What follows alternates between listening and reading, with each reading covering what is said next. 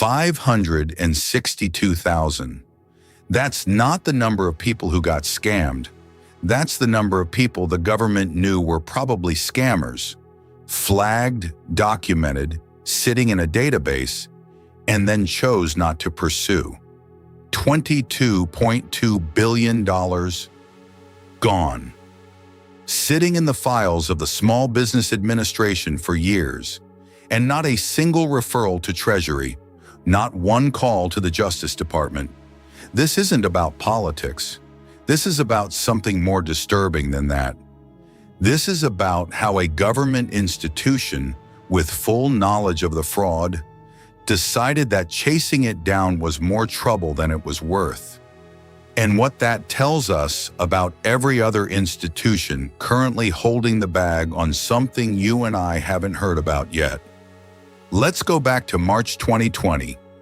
The Paycheck Protection Program launches, and the goal is simple: give small businesses forgivable loans to keep their employees on payroll during COVID lockdowns. The government also launches the COVID Economic Injury Disaster Loan Program, EIDL, for businesses that needed direct cash to survive.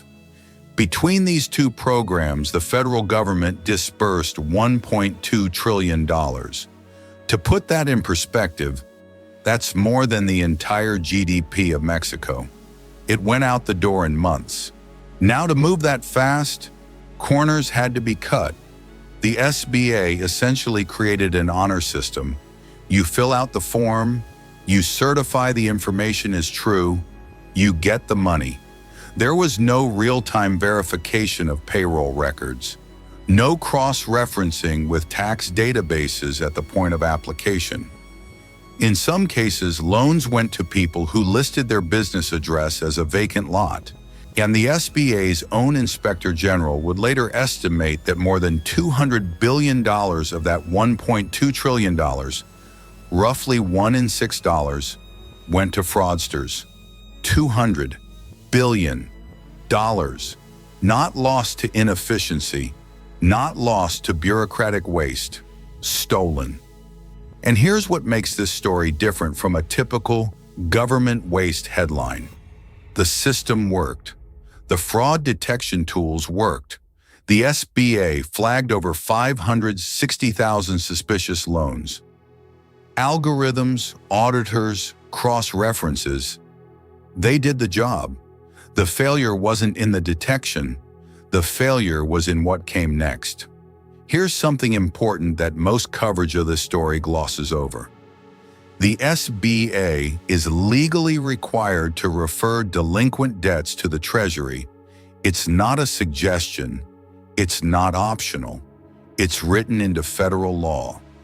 When the SBA identifies a loan that isn't being repaid, or worse, that appears to have been fraudulently obtained, they are supposed to refer that debt to the Department of Treasury for collection and to the Department of Justice for potential prosecution. That's the system. That's how accountability is supposed to work. Now, what happened instead? 562,000 loans were internally flagged for suspected fraud during the Biden administration. Not 10, not 100, 500,000 loans, totaling $22.2 billion.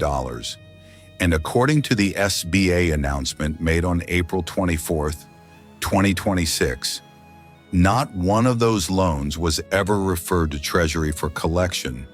Not one was referred to the DOJ for investigation. For years. Now let me be precise about what we know and what we don't. Well, the official SBA statement says these loans were protected. The framing coming from the current administration is that this was a deliberate policy decision, a de facto amnesty scheme. The previous administration hasn't issued a detailed public response to these specific allegations at the time of this video. What is not in dispute, the legal obligation existed, the flags existed, the referrals didn't happen. And the question why leads us to a dynamic that shows up in institutional failures everywhere. not just government. When pursuing accountability makes you look bad, when the optics of "we handed out $200 billion to fraudsters" are worse than the optics of simply letting it sit, institutions choose the quiet path, not always out of malice, sometimes out of pure, bureaucratic self-preservation. Want to understand what that decision costs in human terms? Let's talk about Minnesota. Between 2020 and 2022, federal investigators began unraveling what would become one of the most audacious fraud schemes in American history. A network of Somali-run nonprofits operating under a program called Feeding Our Future, which was supposed to provide meals to low-income children during the pandemic, instead funneled over $1 billion in government funds into private accounts. $1 billion. Spent on luxury cars, real estate, and wire transfers to foreign bank accounts. In late 2025, the House Small Business Committee made a discovery that connected these two scandals directly. Individuals who had been indicted in that $1 billion Somali fraud scheme had also received at least $3 million in PPP loans from the SBA. The same people, indicted for one massive fraud, had also collected COVID business loans. And those loans, flagged, sitting in the system, never referred. Now $3 million against a $22 billion problem sounds small, but that's exactly the point. We don't know how many other indicted fraudsters, convicted criminals, or known bad actors are on that list of 562,000 because the list was never acted on. What we do know is that the system had enough information to connect these dots, and the referral that would have triggered that connection was never made. Before I get into the systemic layer of this, the part that explains why this pattern keeps repeating across institutions, if you find this kind of investigative deep dive valuable, subscribing takes 2 seconds, and it's the best way to make sure you don't miss the next one. We're doing a lot more of this. All right, back to it. Here's the framework I want you to walk away with. Because this is bigger than one fraud story, institutions fail in a very specific, predictable way. It's not usually the dramatic Hollywood version, the secret meeting, the deliberate cover-up, the smoking gun memo. It's quieter than that. It goes like this. Step 1, speed over structure. And the PPP program launched with intentionally minimal verification. The logic was sound. Getting money out fast was the priority, but this created a structural vulnerability from day one. When you remove the gatekeeping in the name of efficiency, you're not eliminating fraud risk, you're deferring it. Step 2, the detection systems work, but accountability becomes politically expensive. The SBA flagged 562,000 loans. Great, the fraud detection worked. But referring those loans to Treasury and DOJ means publishing numbers. Admitting that $22 billion in fraud happened on your watch. Starting investigations that generate headlines.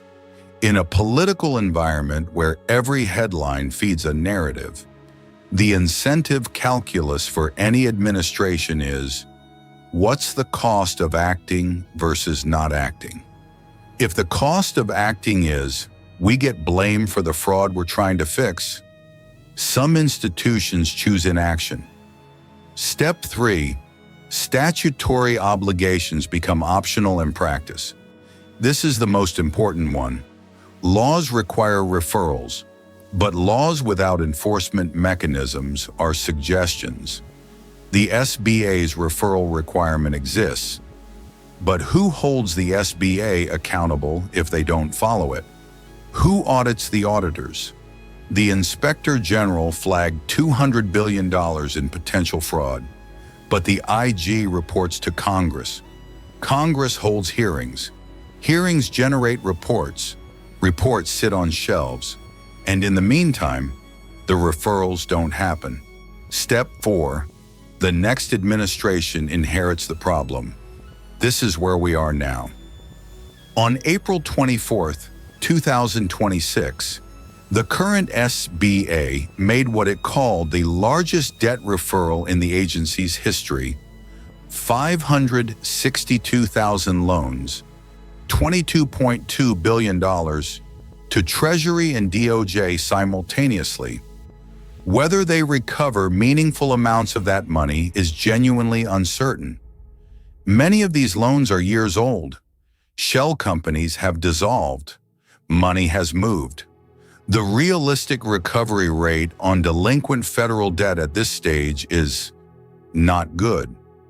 But here's what this moment does reveal. When the political incentives flip, when the new administration benefits from exposing the prior administration's inaction, accountability happens fast. That's not a partisan statement. That's an institutional truth.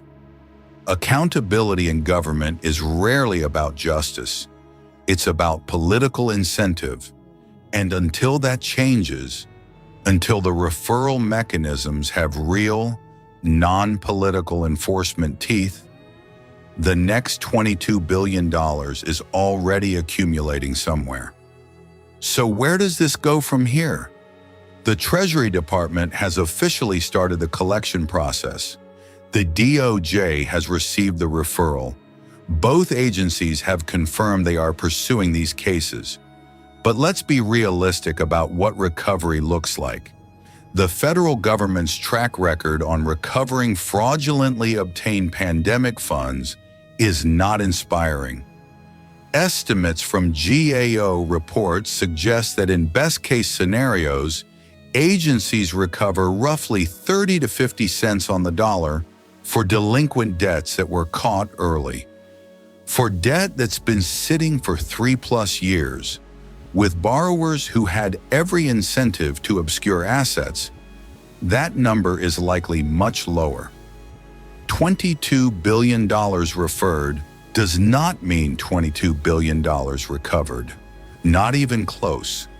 What it does mean is prosecution.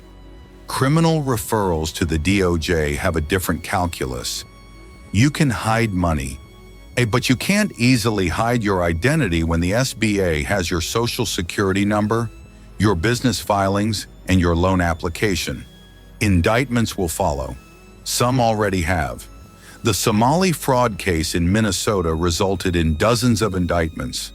The PPP connection adds federal charges to those cases. There will be more. Here's what I want you to take from this beyond the outrage cycle. The $22 billion number is not the real story. The real story is the gap between detection and accountability. The system found the fraud. That part worked. The system then chose for years not to act on it. That's the failure that demands a structural fix, not a political one. Because the political fix only works when the political incentives align. And the next time they don't, when the next crisis program disperses the next $1 trillion, we'll be sitting here counting the flags that nobody followed up on. One institutional truth: accountability doesn't happen because the law requires it. It happens when the political cost of not acting becomes higher than the political cost of acting. If you want to understand how money, institutions, and power actually work, as opposed to how they're supposed to work, this channel is where we dig into that. Subscribe, drop a comment, tell me what you think the realistic recovery number is. I'll be in the comments. And if you want to go deeper on systemic financial failures, the next video is right here.